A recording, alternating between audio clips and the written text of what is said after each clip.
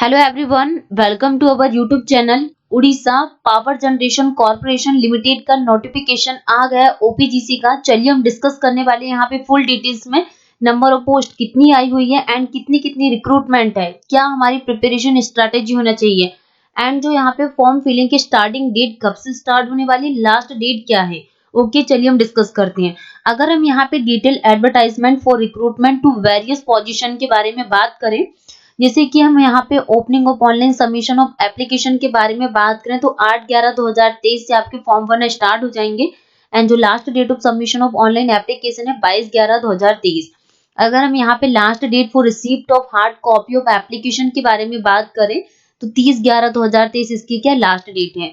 Orissa Power generation corporation LTD a government of Orissa company operate state of the art thermal plant. Okay चलिए हम discuss करने वाले हैं कि कितनी नंबर ऑफ पोस्ट के लिए हाउ मैनी पोस्ट मतलब यहाँ पे आई हुई है। जैसे कि अगर हम बात करें यहाँ पे assistant manager operation electrical mechanical के लिए नंबर ऑफ पोस्ट कितनी है, 4 है। एंड जो असिस्टेंट मैनेजर मैकेनिकल के लिए ओनली 2 पोस्ट आई हुई है एंड असिस्टेंट मैनेजर केमिस्ट के लिए 1 पोस्ट है and assistant manager supply chain management के लिए 1 एंड असिस्टेंट मैनेजर सिविल के लिए 1 and assistant manager MGR PY maintenance के लिए टोटल कितनी 1 पोस्ट है। अगर हम यहाँ पे टोटल पोस्ट के बारे में बात करें ओएनएम डिपार्टमेंट के लिए ओनली 10 पोस्ट आई हुई है। अगर हम फाइनेंस डिपार्टमेंट के बारे में बात करें असिस्टेंट मैनेजर फाइनेंस के लिए टोटल यहाँ पे 3 पोस्ट है। अगर हम एसीपी डिपार्टमेंट के बारे में बात करें तो असिस्टेंट मैनेजर एसीपी के लिए टोटल यहाँ पे 1 पोस्ट है। अगर हम रिजर्वेशन ऑफ अबव पोस्ट के बारे में बात करें, ये जो 3 डिपार्टमेंट में वैकेंसी आई हुई तो ओ एंड एम के लिए जो रिजर्वेशन है वो कितने का अलग अलग पोस्ट वाइज है, सॉरी कैटेगरी वाइज है। तो नंबर ऑफ पोस्ट क्या कितनी यहाँ पे 10 है एंड फाइनेंस के लिए कितनी 3 एंड एसीपी के लिए कितनी आ जाएगी 1। ठीक, अगर हम यहाँ पे O and M department and category finance person with benchmark disability के बारे में बताया हुआ है इसमें। अगर हम एक्सपीरियंस एंड एज के बारे में बात करें असिस्टेंट मैनेजर E1 तो 3+ ईयर का मिनिमम रेलेवेंट एक्सपीरियंस एंड जो मैक्सिमम एज है वो 41 ईयर का। असिस्टेंट मैनेजर फाइनेंस के लिए मिनिमम रेलेवेंट एक्सपीरियंस कितना 3+ ईयर का एंड जो मैक्सिमम एज है वो 41 ईयर की। अगर हम असिस्टेंट मैनेजर एसीपी के बारे में बात करें, असिस्टेंट मैनेजर एसीपी तो जो यहाँ पे मिनिमम रेलेवेंट एक्सपीरियंस है वो 3+ ईयर का के मिनिमम रेलेवेंट एक्सपीरियंस और जो मैक्सिमम एज है वो कितनी 41 ईयर की। अगर हम यहाँ पे relaxations for SC ST women candidate के बारे में बात करें तो कितना कितना एज रिलैक्सेशन है, तो SC कैंडिडेट के लिए 5 ईयर का, ST कैंडिडेट के लिए कितने का 5 ईयर का एंड वीमेन के लिए 5 ईयर का। ओके चलिए हम रिजर्वेशंस के बारे में बात करें कि reservation of post including reservation for women will be as per the ORP। ठीक है, रिजर्वेशन के बारे में बताया हुआ कॉम्पेंसेशन एंड बेनिफिट के बारे में कि assistant manager ONN finance and ACP के लिए फिक्स CTC पर एनम कितनी है 10 लाख एंड जो वेरिएबल पे ग्रेड के अकॉर्डिंग अगर हम बात करें तो 10%। एसेंशियल क्वालिफिकेशंस के बारे में बात करा जैसे कि O&M इंजीनियर के लिए बैचलर्स डिग्री इन इंजीनियरिंग और equivalent with minimum required marks in 50%। Finance executive के लिए अगर हम बात करें तो फाइनेंस एग्जीक्यूटिव के लिए must have pass final examination of the institute of chartered accounts.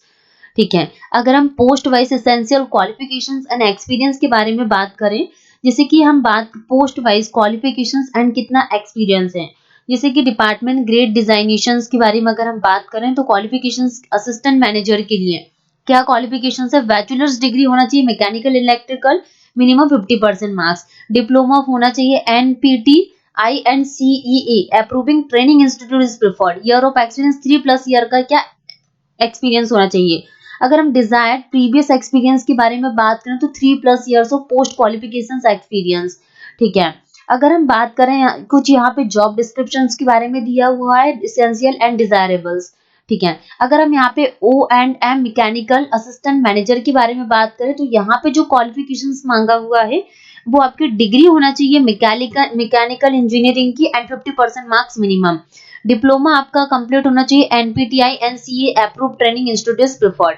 ठीक है, तो यहाँ पे डिजायर्ड प्रीवियस एक्सपीरियंस 3+ ईयर का एंड जॉब डिस्क्रिप्शंस के बारे में बात करें मस्ट हैव 3+ ईयर एक्सपीरियंस। ठीक है, डिजायरेबल। ओके, अगर हम WTB केमिस्ट असिस्टेंट मैनेजर के बारे में बात करें तो क्या क्वालिफिकेशंस होना चाहिए, post graduation chemistry degree in degree in chemical engineering with minimum 50% marks and year of experience क्या आ जाएगा 3+ ईयर का क्या एक्सपीरियंस होना चाहिए।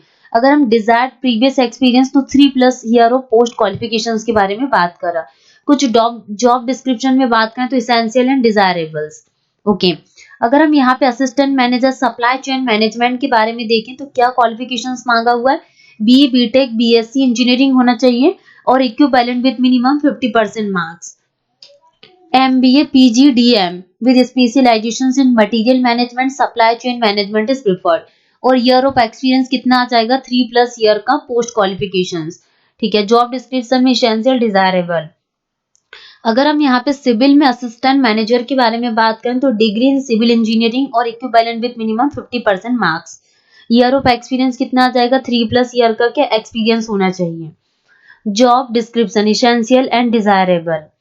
अगर हम यहाँ पे MGR पी वे मेंटेनेंस असिस्टेंट मैनेजर के बारे में अगर हम बात करें तो क्वालिफिकेशंस डिग्री इन मैकेनिकल और equivalent with minimum 50% marks and year of experience 3+ year का।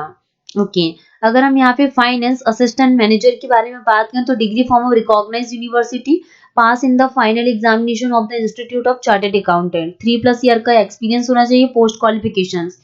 जॉब डिस्क्रिप्शन दिया हुआ है। अगर हम यहाँ पे SAP असिस्टेंट मैनेजर के लिए क्या qualifications B BTech in computer science and engineering information technology 60% marks और जो ईयर ऑफ एक्सपीरियंस है 3+ ईयर का। ओके, जॉब डिस्क्रिप्शन में एसेंशियल एंड डिजायरेबल्स। अगर हम सिलेक्शन प्रोसेस के बारे में बात करें तो ये कुछ सिलेक्शन प्रोसेस दिया हुआ है। मेडिकल फिटनेस के बारे में, प्लेसमेंट के बारे में कि selected candidate will undergo probation period of minimum 1 year from the date of joining. ठीक है, अगर हम बात करें फॉर्म को कैसे अप्लाई करना है, how to apply, the candidate need to apply online in the career selection of Odisha power generation corporation. तो आप ओपीजीसी की वेबसाइट पे जा सकते हैं www.opgc.co.in के साइट पे जाके आप अपने फॉर्म को अप्लाई कर सकते हैं। फोटोग्राफ का साइज दिया हुआ है कि रिसेंट जो कलर पासपोर्ट साइज फोटोग्राफ होगा उसका फाइल का साइज एंड कितना डायमेंशंस आप यूज करोगे। सिग्नेचर का साइज है कि आप किस साइज के सिग्नेचर्स का यूज करोगे एंड क्या डायमेंशन होना चाहिए। ओके, अगर हम बात करें यहाँ पे कि असिस्टेंट मैनेजर O&M मैकेनिकल के बारे में कुछ यहाँ पे इंस्ट्रक्शंस दिए हुए हैं। ठीक है, इंस्ट्रक्शंस टू द कैंडिडेट्स, तो कुछ कैंडिडेट के लिए इंस्ट्रक्शंस भी दिए हुए हैं, कैंडिडेट आप इसको रीड कर लीजिए। ठीक है, अगर हम यहाँ पे फैसिलिटेशन सपोर्ट, ये हमारे कोई काम की चीज नहीं है। तो गाइज हमारे लिए जितनी भी काम की चीज थी Orissa Power generation Corporation limited से रिलेटेड तो वो सारी हमने डिस्कस कर ली। इसके अदरवाइज अगर आप लोगों को कोई डाउट आता तो अपने डाउट्स को क्लियर कर सकते हैं। Thank you so much to all. Video को सब्सक्राइब कीजिए, शेयर कीजिए। ओके, आपको टाइम टू टाइम वीडियो मिलते रहेंगे, आप वीडियो को सब्सक्राइब कीजिए, अपने दोस्तों के साथ शेयर कीजिए। Thank you so much to all.